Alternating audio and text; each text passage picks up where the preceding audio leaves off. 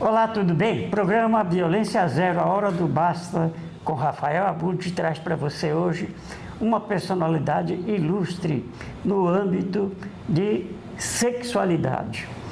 Não que sexualidade seja violência, mas o tratamento que se dá na sociedade despreparada é. Muito prazer tê-la conosco. O prazer é meu, Rafael. Muito bem-vinda. Obrigada. As pessoas fazem questionamentos das mais variadas formas e nada mais justo do que ouvir uma especialista. Tudo vai para o consultório e aí a sua habilidade em extrair o âmago da questão para que a pessoa volte a ser ela mesma. Esse é o segredo para que haja uma sexualidade plena, sadia e saudável. É por aí, mais ou menos? Sim, nós estamos vivendo momentos extremamente difíceis em que a sexualidade ela tem sido palco e, às vezes, violência. Nós temos visto, por exemplo, casos de estupros, coletivo, que é uma violência de todas as formas, tanto física quanto psicológica. E quem sofre com essa violência? Sofre a própria vítima, sofre os familiares e sofre também as pessoas que cometeram. Porque nós estamos falando de jovens adolescentes. E o que a gente percebe é que quando não há uma educação afetiva, quando não há uma educação sexual, esse jovem que vai se tornar um adulto daqui a pouco, ele tende a não saber como transitar na sexualidade. E o que nós entendemos hoje é que a sexualidade ela deve ser trabalhada desde muito cedo. E aí se você perguntar, mas dá para trabalhar a sexualidade na infância? Sim, nós podemos trabalhar.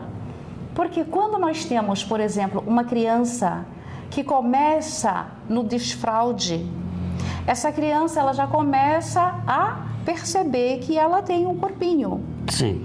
Ela vai desenvolvendo e nós temos que levar em consideração que esse indivíduo, ele vai precisar, por exemplo, a saber que ele tem um corpo e que ele vai cuidar desse corpo. Então, quando nós temos, por exemplo, um menino ou uma menina que começa a ir ao banheiro, por exemplo, nós vamos levar essa criança a começar a perceber que existe algo que se chama privacidade. Essa privacidade vai levar essa criança a entender, por exemplo, que ela vai ao banheiro, ela pode perguntar, mamãe, fecha a porta? A gente pode dizer, olha, encosta a porta, mas é importante que ela saiba que tem essa privacidade. Conforme ela vai desenvolvendo, ela vai aprendendo que ela tem um corpo, que esse corpo, ele deve ser tocado por pessoas da confiança. E aí cabe os familiares, por exemplo, a dizer quem pode cuidar da higienização, quem vai cuidar quando essa criança está um pouco maior, como ela vai lavar, Como ela vai cuidar esse menino desse prepúcio, essa menina desta vulva, Então, desde muito cedo. Então, existe por parte, muitas vezes, o pânico por parte ou pais ou educadores. Como que vamos falar para uma criança de 4 anos? O que nós temos que pensar, por exemplo, você pegaria uma criança de 4 anos, de 5 anos e soltaria sozinha na Praça da Sé? Claro que não. Então, dentro da sexualidade, se nós não prepararmos essas crianças, como elas vão se comportar quando elas estiverem na sociedade? No meio aonde você não sabe quem é quem. Exatamente. Se essa criança já tem esse repertório, ela vai saber colocar limite. Sim. Então, por exemplo, nós temos a primeira, a segunda e a terceira infância. Nesse período, os pais têm essa oportunidade. Se os pais passaram, ou porque os pais trabalham, ficam com babás e não tem muito tempo, e a escola nem sempre vai aprofundar nessa temática, eles ainda têm adolescência. Se chegou na adolescência e esses pais não tiveram a oportunidade, daí vai ficar muito mais difícil. Porque exatamente nesse período, puberdade e adolescência, que começa a haver uma eclosão de hormônios. Sim. Progesterona, testosterona. Então essa menina começa a ganhar forma no corpo, esse menino começa a desenvolver, ele vai ter, logicamente, aumento de testículos, ele vai ter... Ereções. Exatamente. A poluição noturna que a gente fala, Sim. né? Como ele vai cuidar desse corpo? Como ele vai se limpar? Como essa menina vai saber de tudo isso? Então, a educação sexual é fundamental, mas ainda nós temos mitos, tabus, muitas crenças irracionais, e aí o que a gente vê como resultado são algumas tragédias. Quase 100% dos casos são tragédias. O que vem parar no consultório, a gente fica de cabelo em pé, né? Sim, no consultório a gente percebe muito essa didática, né, de quem procura. Por exemplo, eu atendo muitas vítimas de abusos na infância. E o que ocorre quando nós temos uma vítima de abuso na infância? Independente do gênero. Isso vai causar um tsunami na vida das pessoas. Principalmente porque nem sempre as pessoas buscam ajuda quando isso acontece. É muito comum a gente observar muitas vezes, tanto meninos quanto meninas que passaram por abuso, elas vão embora para algum lugar, sim, mas ela leva junto o trauma dela. E é sempre no momento de se relacionar que começa a aparecer os fantasmas. E aí muitas vezes fica batendo de porta em porta.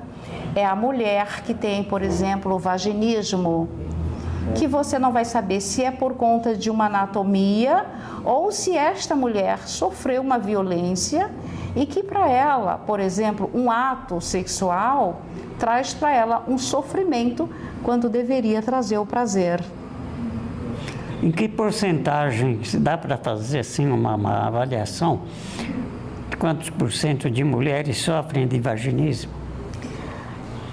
Olha, Rafael, eu seria negligente se eu falasse exatamente esse percentual exato. Não tenho isso para te fornecer.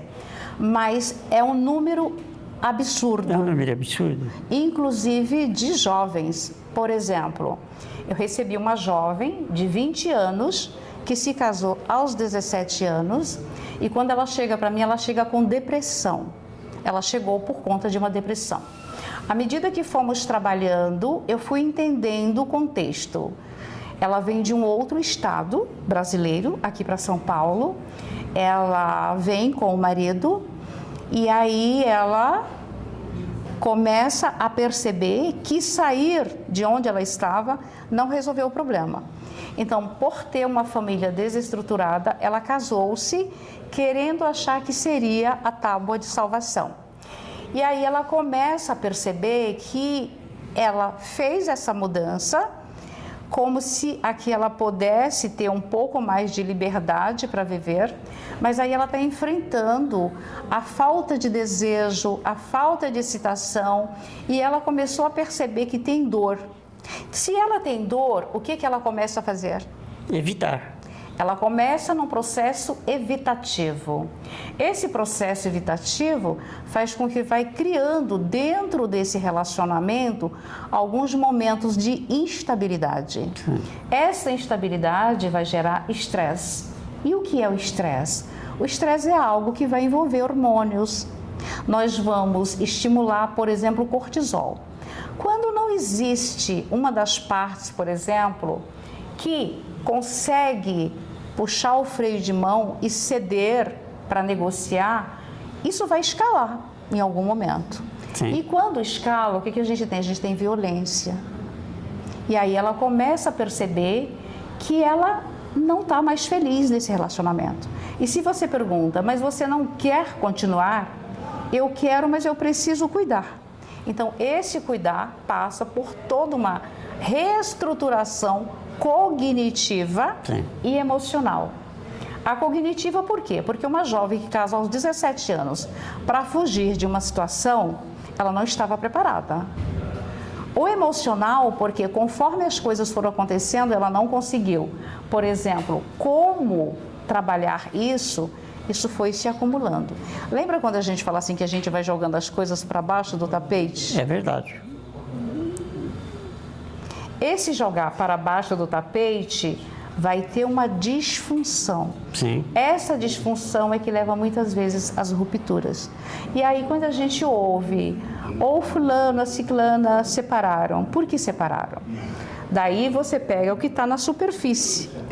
Mas o que realmente aconteceu na vida 2, nunca vamos saber realmente.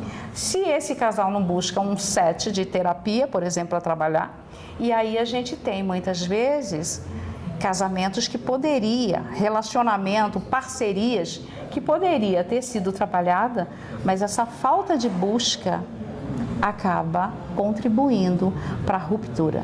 E aí o que a gente sabe? Que a comunicação é a melhor arma que nós possuímos, né, para trabalhar, seja nos relacionamentos interpessoais, relacionamentos profissionais e principalmente relacionamentos conjugais. Se não há comunicação, de alguma forma, em algum momento isso vai impactar na vida das pessoas. Então, a sexualidade ela é para além de uma parceria entre 2 ou mais pessoas. A gente está falando de pessoas que, quando se unem, elas têm projeção de futuro, elas têm expectativas, mas quando essas pessoas se unem, elas começam a perceber que tem algumas questões que vai diferente daquilo que elas buscavam. E nessa busca, muitas vezes, a gente está buscando o quê? O prazer. E vida 2 nem sempre é só prazer. E ao longo das faixas etárias, esse conteúdo vai diferenciando ao longo do tempo ou é sempre o mesmo? Ele vai se diferenciando de acordo com as faixas etárias. Por exemplo, nós vamos falar de jovem, que está no início, nós vamos falar de um adulto que já está, pelo menos a sociedade espera que ele está estabilizado, e nós vamos falar da sexualidade no envelhecimento. Cada fase vai ter a sua dinâmica. Sim. E essas dinâmicas devem ser trabalhadas sim, porque isso impacta na vida pessoal, na vida profissional. E nós estamos falando de uma parte importante da vida das pessoas. E as pessoas estão mais receptivas quando elas percebem que precisam de ajuda ou ainda procuram soluções alternativas de medo, de vergonha, de se expor? Como você vê isso?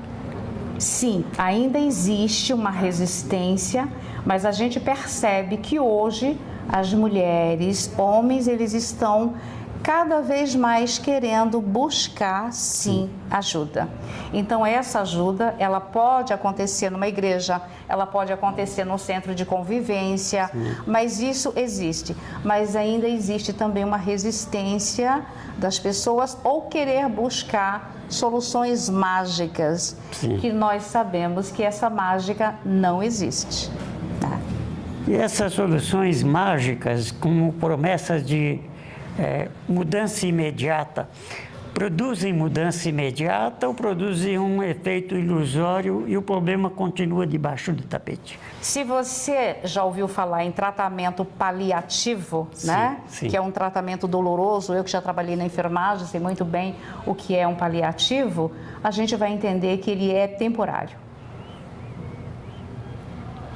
E esse problema temporário, dando uma solução temporária, é ilusório e é uma autoviolência. É uma violência porque você se autoagride. Se autoagride. Se autoagride. Não é? Bem, eu sou Maria Ferreira, foi um prazer imenso estar com vocês hoje. O meu Instagram, Maria Ferreira _psi, os meus contatos, DDD 11 998 213196. Muito obrigada por esta oportunidade. E Maria Ferreira, se você estiver num metrô lotado ou numa multidão e alguém passar com uma maquininha ou com o celular e chupar o teu saldo bancário sem você perceber, é violência?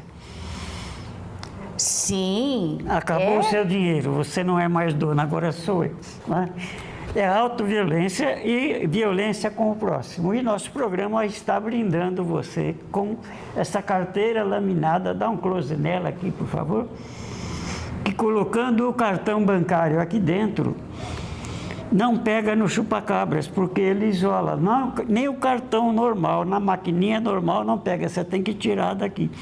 Então é uma maneira que nosso programa achou de combater a violência. E os parceiros de combate à violência podem também adquirir e fazer a outra face do cartão como uma maneira de combater a violência. Então você está recebendo, muito agradecido, o pessoal está fazendo bastante perguntas, você vai ter que voltar, infelizmente não vai dar em 15 minutos para a gente esgotar o assunto, tal grande, tal é a profundidade disso. Muito obrigada. Muito obrigado. Conte conosco, nosso programa está de portas escancaradas para você. E uma mensagem final para quem está assistindo, uma frase que vai ficar plantada no coração de todo mundo, dos homens, das mulheres que precisam da libertação da sexualidade oprimida. Muito obrigada, Rafael. Me veio agora a ideia, você falando de uma violência, né? Quando alguém pode remover o seu saldo bancário. Eu estava pensando que a violência, quando você diz sim, quando na verdade você gostaria de dizer não. Por exemplo, nós temos mulheres que têm dor pélvica, também conhecida como vaginismo. E muitas vezes essas mulheres dizem sim para o seu parceiro porque não quer contar que está com dor. Essa é uma autoviolência. Muito obrigado.